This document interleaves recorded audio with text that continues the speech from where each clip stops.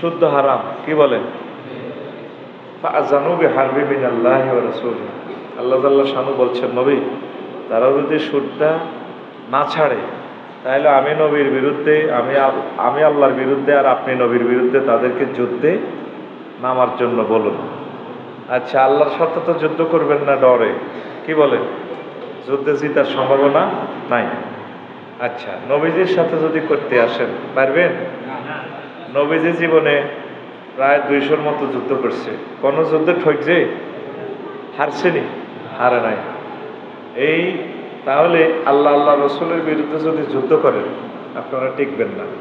ঠিক সুদী মানুষ যারা সুদ খায়, সুদ দেয়, তারা আল্লাহ এবং রাসূল সাল্লাল্লাহু সাল্লামের বিরুদ্ধে যুদ্ধ ঘোষণা করতেছে। এবং সুদের সর্বনিম্ন গুনাহ হচ্ছে আইয়ুন কেহার রাজুলু আলা উম্মিহি, ব্যক্তি তার মায়ের সাথে জিনা করা। আল্লাহ আমাদেরকে এই গর্হিত কাজ থেকে ফিরিয়ে রাখুন। আর মদ গাঁজা নিয়ে কথা বলার জন্য বলছি, মদ তো হারাম, মুসলমান এগুলা চিন্তা করে কেমনে? অনেকে গুল খায়, বিড়ি খায়, এগুলা খাবেন না, এগুলো হারাম। আর তামাকজাত দ্রব্য তো হারাম।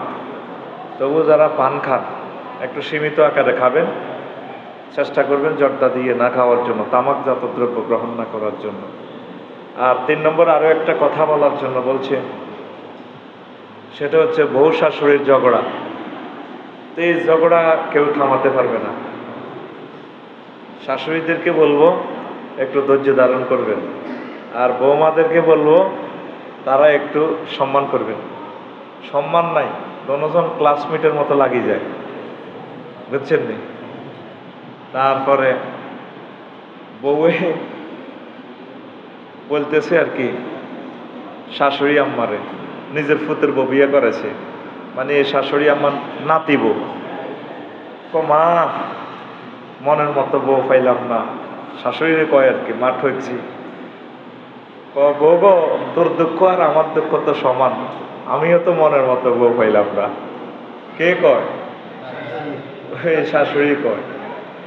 নাতিরে বিয়ে করেছে তো এখন নাতির মা, মানে এই মহিলার বুড়ো মানুষের আম্মা বলতেছে আর কি, মনের মতো বউ পাইলাম না। তো শাশুড়িও কইতেছে আমারও তো সেম দুঃখ। তা আপনারা সম্মান করবেন, ঝগড়া করে কোনো লাভ নেই। বৌমারাও একদিন শাশুড়ি হবেন, একটু সম্মানের সহিত থাকবেন। আপনারা এই সমস্ত কজ্জা রাঙ্গাল করতে করতে প্রবাসী যারা আছে ওরা অ্যাক্সিডেন্টে মারা যায়, ওদের রিজিক কমে যায়। গতকালকেও 8 জন বাংলাদেশি ভাই আমাদের সন্দ্বীপের, ওনারা ইন্তেকাল করছে। আল্লাহ তাদেরকে জান্নাতের মেহমান হিসেবে কবুল করুন, পড়ে আমিন। চাটখিলের অনেক ভাইয়েরা তো বিদেশ, বাড়িঘরগুলো দেখে আমি গাড়ি ড্রাইভ করতেছি আর বলতেছি, প্রিয় ভাইয়েরা, রাজারা প্রবাসে আছে, বাড়ির ভাবি সাহেবেরা আছে দেশে, কত কষ্টে বিল্ডিংগুলো করতেছে আমার ভাইয়েরা। আল্লাহ সকল প্রবাসীদেরকে কবুল করুন, পড়ে আমিন। তো প্রিয় বন্ধুরা, জুমার নামাজে আসলে সময় কম, তবু আমি কিছু কথা রাখবো। আমি আমার খুতবা থেকে, খুতবাটা আপনাদেরকে দেখাই দেব, জুমার খুতবা কত করে বলেছি। আমার ভাইয়েরা, এই জুমার খুতবাটা নিজের সন্তানের জন্য, নিজের মসজিদের জন্য সাদগায়ে জারিয়াতান আপনারা হাদিয়া করে রেখে দেন। কত দারুণ দারুণ আলোচনা আমি জমা করেছি, অবাক হয়ে যাবেন। আপনারা এটা চেষ্টা করবেন, কত ভালো কাজ আছে। আল্লাহর রাস্তায় এগুলো দান করবেন নিজের গ্রামে। 01720538581 এই নম্বরে মেসেজ দিয়ে দিলে, ঠিকানা দিলে আমরা পৌঁছাই দেবো ইনশাআল্লাহ। তো এইখানে একটা আলোচনা, ঐক্যবদ্ধ সমাজ গঠনে মুহাম্মদ সাল্লাল্লাহু আলাইহি সাল্লামের ভূমিকা ও আলেম সমাজের করণীয়। তো মুহাম্মদ সাল্লাল্লাহু আলাইহি সাল্লাম ঐক্যবদ্ধ, রাসূল সাল্লাল্লাহু আলাইহি সাল্লামের সমাজে হিন্দু, বৌদ্ধ, খ্রিস্টান, মূর্তি পূজক বিভিন্ন ধর্মের লোক ছিল। তার অল্প কয়েকজন মুসলমান তিনি করে প্রত্যেক মানুষকে দলে দলে সুন্দরভাবে একীভূত করেছেন। পৃথিবীতে এরকম মহামানব আর পাওয়া যায় না, আলহামদুলিল্লাহ পড়ে। আর আমাদের সমাজে মুসলমান ভাই ভাই এক মিল নাই, ভাই এক পার্টি, বাপে এক পার্টি, বোনেরা আরেক পার্টি, মা এক পার্টি, বউ আরেক পার্টি। পার্টি বলতে রাজনৈতিক পার্টি নয়, দলাদলি নিজেরা গ্রুপিং, চা দোকানে বসলে দেখবেন যে উত্তর ফাড়িগা দক্ষিণ ফাড়িগা, এইভাবে আমরা দলাতলি। মুসলমান এক এবং নেক হয়ে থাকবে।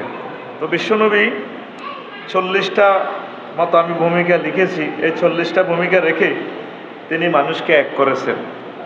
ওলামায়ে কেরাম আলেম সমাজের করণীয় হচ্ছে 21টা, বিভিন্ন ভিডিওতে আমি বলে দিয়েছি, তো একটু হেঁস দিচ্ছি। আল্লাহ জাল্লা শানু বলছেন, ওয়াল্লাযী আরসালা রাসূলাহু বিল হুদা ওয়া দীনিল হক লিইয়ুযহিরাহু আলাদ দীনি কুল্লিহি ওয়ালাউ কারিহাল মুশরিকুন। তিনি সে মহান আল্লাহ যিনি তার রাসূলকে সত্য দিন নিয়ে প্রেরণ করেছে।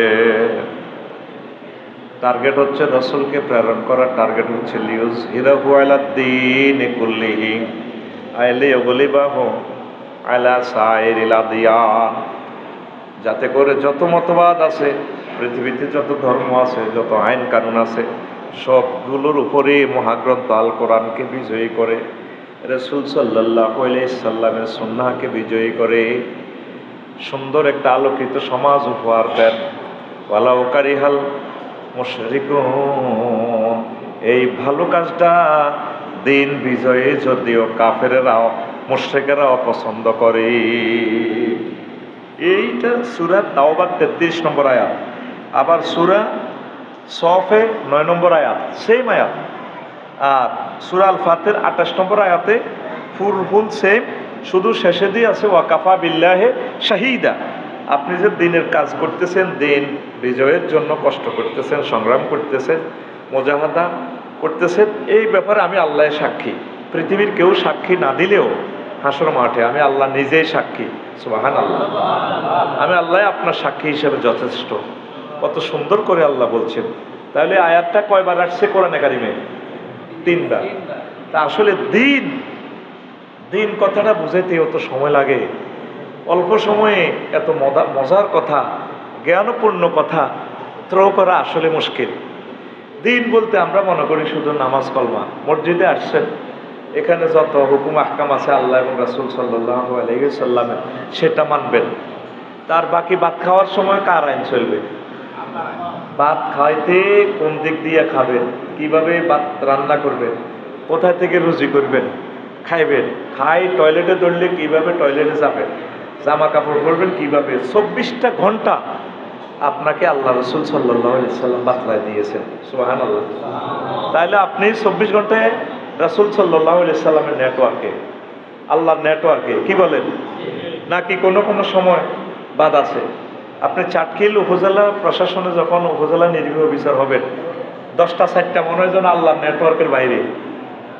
হ্যাঁ, অনেকেই আপনারা দিনটাই বোঝেন না। দিন মানে ধর্ম মনে করেন যে এটা হলো আল্লাহর সেজদা দেওয়া, এই এতটুকু নামাজ কলমা। ধর্ম মানে 24 ঘন্টা সারা জিন্দেগি আপনি আল্লাহর নেটওয়ার্কের বাইরে না।